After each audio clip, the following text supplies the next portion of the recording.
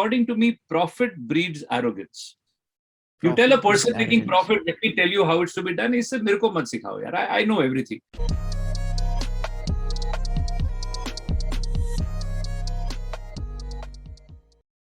All right, guys, welcome to another episode of the podcast. Today is all about money.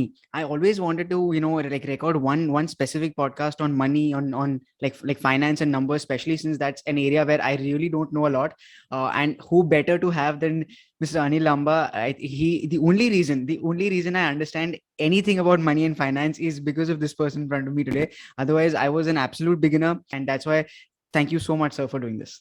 Pleasure, Raunak. Nice to be with you today. Okay, awesome. So you need no introduction, but just for the like the traditional theme of my podcast, what I normally do is I put my guests in a situation which I know that they've been in, right? And hopefully the audience doesn't, and then you can just share your story from there. I'm going to take you back to the time when you had just completed your CA and you started writing in newspapers to share your knowledge, right? And it was like a normal path for you to, in a way, market yourself as a CA. But then all of a sudden, you got an opportunity to teach at Symbiosis. And the minute you taught, your entire trajectory since then changed more into teaching education as compared to investment advice, right? So what was that about teaching that really said that, okay, this is something that is way more interesting as compared to like the conventional path that, anyone would follow? Okay, I think it may not be strictly true to say that it happened all in a jiffy. These Okay. things happened over years, Right. actually. Right. So one thing I was clear about, I'll be on my own, Hmm. despite not being really the best qualified person to be on my own, because you need a lot of resources, you need a lot of Correct. connections, which none of which I had. Right. But the desire was there. So I set up shop, and of course, family support was there. And I started practicing. That's a word. Right. Practicing means you need clients. At the beginning, there are no Correct. clients, so I'm supposed to be practicing. Yeah. Yeah. And and the fear about how will clients find me, Hmm. Hmm. so that made me start writing columns. Again, you said I started writing to share my knowledge. Not really. At that Oh, point, one okay. doesn't have knowledge. In fact, one has lots to learn. When you Right. pass out from your college or whatever you are doing, after that the learning starts. It doesn't end over there. Yeah. Right. Right. So my idea of writing was that'll kind of tell the world that one more CA has joined, and that's how Yeah. you will be. So it was a subtle PR of Hmm. sorts. Yeah. And Yeah. I'd seen the principal of the college where I did law, Symbiosis Hmm. again. He Hmm. used to run columns in the newspaper. He was a very popular lawyer and he used to answer people's legal queries. So deep down in my mind was, when I become a CA, I'll start answering people's tax queries or something. So Right. that serves multiple purposes. And then teaching. So three things started the year I passed out. Number one, started practicing. Number two, started writing columns in newspapers. And number Correct. three, the teaching offer came. Now, that time I was probably 23 and the students were 20, 21. So part Yeah. of the fun Very was young. everybody. In fact, one of my own classmates from college was my student, Oh, because I okay. passed out of college and I finished my CA because I started during after 12th standard. Huh. And this guy did 1 year of another course and came for MBA. So my Oh, own classmate. So it used to be great fun. It used to give you a kick. yeah. And, and the second thing that made me enjoy my teaching so much was that I didn't know before 5 minutes before my first lecture of my life that I'm Hmm. supposed to take a lecture. Oh, I was okay. sitting with the director of Symbiosis, and he said, Anil, you may be good, you may be bad, we don't know, but we go by feedback. So if you Right. take a lecture, then we'll see what people think. So I said, when Correct. do we take? He looked at his watch. He said, 5 minutes, the bell is about to ring. Oh my God. And 5 minutes later, I was at the class without any preparation. And that has become a phobia since then. Phobia in a positive sense. I've Right. never ever prepared for any talk, whether I take 5-day workshops or anything. You Wow. walk in without thinking, without planning. Yeah. Yeah. And that has given me, I think, the biggest kick. So there is zero stress, there is zero Hmm. pressure before you Hmm. start. I think Yeah. fortunately the feedback must be good, so I kind Yeah. of get Yeah. away with the end of a thing. So number one, age, those classmates, those people I taught in those years are still, some of them are my best friends. So, the friendship that you develop, and so all these things put together. So that went on then growing. But college teaching, I must tell you, stopped very soon thereafter. I had to stop because practice had picked up.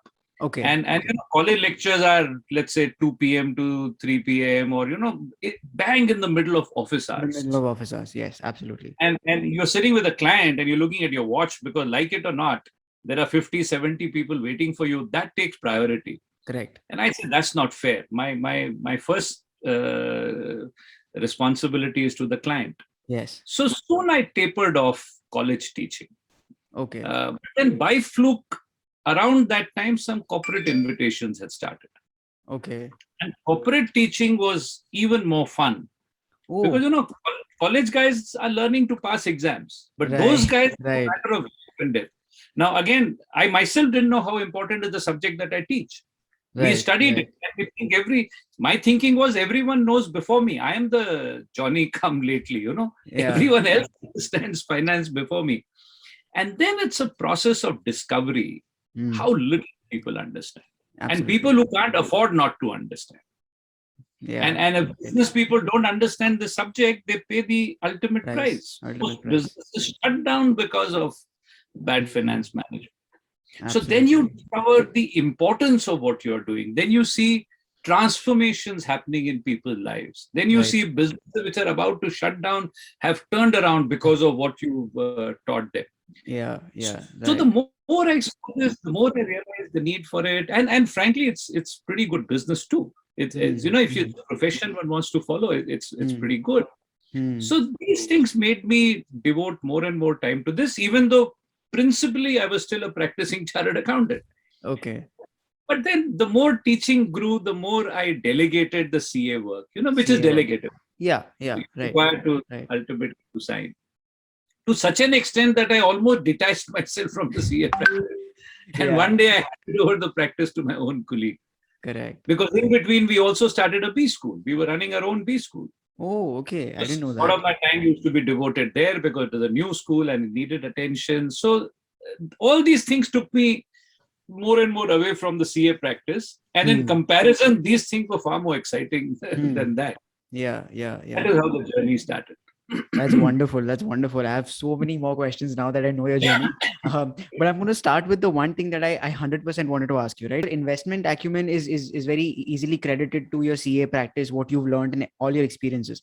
But where does the teaching acumen of Mr. Anil Lamba come from? Because that is also so significant. And it's very different from any other finance teacher. And I've taken a lot of courses as well because I didn't understand how this works. And being a business owner, it was like, just like you said, right? You have to know about money. And also being an engineer, I had no experience. Like, still marketing can be managed, but finance, if you don't understand, you don't understand. So where does the teaching acumen really stem from for you? Honestly, no idea, Raunak. This is how the idea is. What I never understood was, why do some teachers make a subject sound so complicated? I don't know how I simplify. I know why I simplify. There's no point sitting in front of people using big words, trying to impress them with what you know, when at the Right. end of it, they have not understood anything. The Correct. primary thing is you got to make them understand. And I realized the biggest thing to do, the biggest responsibility of a teacher is to communicate to the student that, listen, this is child's play. It's not rocket science. Because this subject like finance, like you say, people come with misconceptions. Yeah. They think it's too complicated. They think I want to understand. And the first thing you to communicate is, this is so easy. Don't. And then you've got to make it easy. Now, how it's done, why? I mean, the process or how it happened, I have no idea. And you must remember, nowadays my students are not students. I'm talking to chairmen of companies. I'm talking to directors of organizations. Talking to bunches of entrepreneurs. And those guys have come there because along the way they've realized how important the subject is. Yeah. Right. The positive and the negative of what I do is, all my students are the injured people. Yeah. Right. They've made the mistakes, they've suffered the consequences, and then they said, I want to learn. Correct. Because a person who's doing well becomes arrogant. Okay. A person who's doing well doesn't mean he's doing everything right. Partly he could be lucky, partly the things are, wind is blowing in his direction. And Right. but what happens is, according to me, profit breeds arrogance. You tell a Profit breeds person making arrogance. profit, let me tell you how it's to be done. He said, Mirko mat sikhao, yaar. I know everything. What he Uh, doesn't realize is if he's making a profit of X, that hmm. profit could have been 2X, 3X, 4X. There's always scope. Yes. Yeah, there's always scope for Yeah. improvement. So the humble person is the person who makes losses, who gets hurt. Correct. And that Correct. fellow then is going around looking. So most of our people, and I Hmm. always tell them, I wish you had come earlier. Why did you wait to, suffer Suffer. before doing these things? Right. So those guys are literally hanging to every word because they've come Hmm. looking for answers. Hmm. And you can Hmm. make out easily. And they're honest. They don't make it sound as if they're following when they're not following, because the Uh-huh. whole objective would get defeated then. Yeah. Yeah. So So that's not difficult to know whether they're following or not. So then, is that a specialty of corporate training? Because I've seen, like, with students in colleges, it's very different. Like, there's a lot of it that, like, students pretend to know, but then they don't really understand anything, right? But I think that's one benefit of like corporate training that you must have Once experienced. you do this kind of training, you realize the college teaching, in college also, let me be fair, some people are there who are really motivated and Hmm. interested. But the Yeah. bulk of them are there because they need to understand to pass an exam, whether or not the Uh, subject appeals to them. So, yeah. Yeah. The intention is very different. Intention is absolutely very different. 100%. Now I want to go to a slightly deeper question. That a lot of your career has been dedicated to spread financial literacy, right? Either through books or through your teachings or like through your seminars. So it's sort of very like a singular purpose that most of your work has, right? So I want to know from you personally, right? Of course, everyone knows the importance of it, but what about financial literacy in a country like India? It resonates so deeply with you that almost everything that you do is dedicated towards it. see, finance subject Hmm. is, I think, applicable and needed universally. Right. If you're running a business, definitely you need it. If you're an individual, you've got to understand finance management. Hmm. The poorest person needs to understand, and the richest person needs to Yeah. understand. Right. So, most of my time, fortunately or unfortunately, goes in teaching the relatively well off, because those are the ones who understand the importance. Correct. Those are the ones who are willing to spend money to learn. Absolutely. But somewhere along the way, we realized even the people down the line, their need is as much. Their zeros may be less, but so far as they Hmm. are concerned, the impact is as much. Correct. But Correct. this category of people can't dream of attending a seminar or going to a workshop or even spending money on that. So they Hmm. are caught in their own vicious cycle, because Right. they would not come, they may not even realize they need it. Yeah. So we Yeah. felt there is some responsibility toward those people also. Hmm. And Hmm. that is what culminated in our social project called Financial Literacy for All. We want Financial to literacy train for a all. billion Indians, Yeah. free of cost, because these guys can't afford to pay, will not ever think of doing that kind of a thing. Hmm. So we work on two fronts, Hmm. because this also happens to be my profession. So we teach as professionals, and we also I am trying to set up this project. Lots of work has to be done still, Hmm. but that is what really excites me. And I Yeah. think as the years go ahead, the percentage of time that I devote to the social one Uh, hopefully will go on will increasing. increase. Eventually, one fine day, I should be devoting my entire time to that. Right. Right. Absolutely. Now that we are speaking about the masses as such, right? I think one interesting thing that we got to see in COVID is the rise of Robinhood trading, because all students were locked at home, like nothing to do, no jobs, no online lectures are anyway like a joke, right? So let's trade the markets, and like, which is why like even fintech startups saw a boom in terms of signups and everything. Now, initially, I was of the opinion that yes, it's a good thing because a lot of people are learning about the stock market, but then I realized later on that maybe they're investing without the right advice. So I sort of have in a way mixed opinions about the rise of Robinhood trading. So from your experience of so many years in the market, do you think so many youngsters trading the markets at a young age, is it a net positive or is it a net negative? I would like to think it will be a net positive, because even Okay. if they jump in foolishly, they Hmm. will lose money, and no better way to learn than that. Once Yeah, right. you will get. But I've always said that there is no substitute for knowledge. While on the one hand, I propagate extensively that everybody should invest. I think it's a national duty to invest in stocks and shares. I've often said that. Even in a book, I've written that. Right. But in the same breath, I say that, I'd rather you don't invest than invest foolishly. Because a foolish person jumps in without understanding. He looks at everybody making money and he says, I'm the one missing out. And, and then he gets FOMO.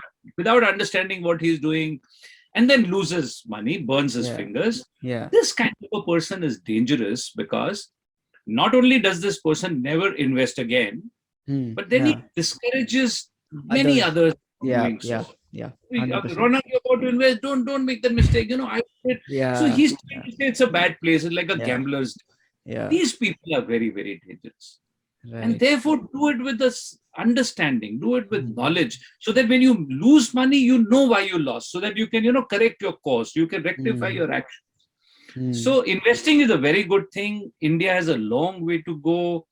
Developed countries, I think there are ratios like 1 out of 2 people in the country are investors. In India, out of 100, maybe 4 might be investors. So we still have a long way to go. Long way to go. And that again brings me to my subject, to spread literacy first. Teach them about it. And once they understand and do it, if the number of investors in the country increases, everybody benefits. More entrepreneurs will be born. More people will be able to raise money, because when capital markets are active, people are more willing to invest. Why are they more willing to invest? Because capital market give them an exit route. I would not invest if I know I'm going to put money with you and I won't get it back for the next 20 years or so. Correct. But if I know I'll put money with your venture today, and in case I need my money back, I'll call up my broker and I say sell. But that can only happen provided the market is active. When I go to sell, there should be a buyer waiting for me. Otherwise, if it's a lackluster market, that objective goes out of the window. Interesting. And to support my point, I've always said that you'll never come across a developed country with an underdeveloped stock market. That means there is a 100%. correlation between the 100%. development of stock market and nation. Which one led to which, I don't know. We don't know. But there is a correlation.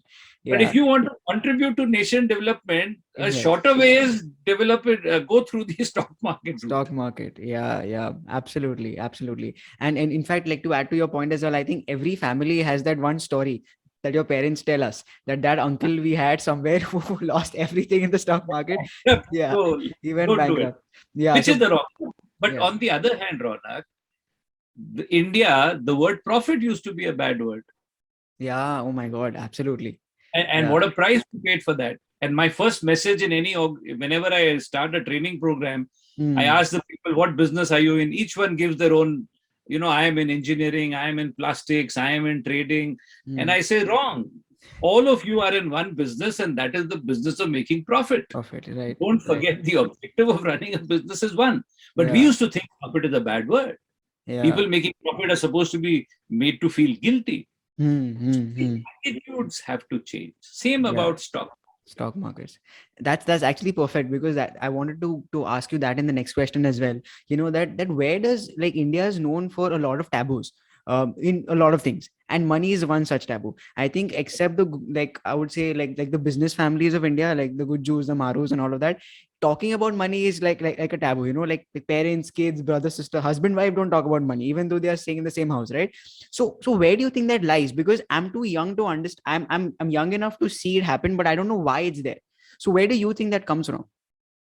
I don't know. I think it could be a developing economy syndrome or something, I don't know. I never really studied it, where it comes from, but it has been there for ages. In fact, now attitudes are changing, and I think the Gujaratis and the Marwadis to a large extent are responsible for people to realize that, see, when you are financially savvy, what benefits? Gujarati, Marwadi are the biggest business people in the country, in the world, for that matter. Right. Absolutely. Realization is coming in gradually. Then with respect to, of course, if you're financially literate, you invest in the stock market, it does way better for you and the country as well. But over a longer term, how has your attitude or the way you think of money changed? Not just in terms of returns and profits, but the entire concept of money. Like, has that opinion changed over time with age, with experience in the stock market? Anything Mine at has all? always been a positive opinion, so therefore it only Okay. became better. It's not Right. that, I was anti first and now I've become Yeah. pro. Yeah. Right. Right.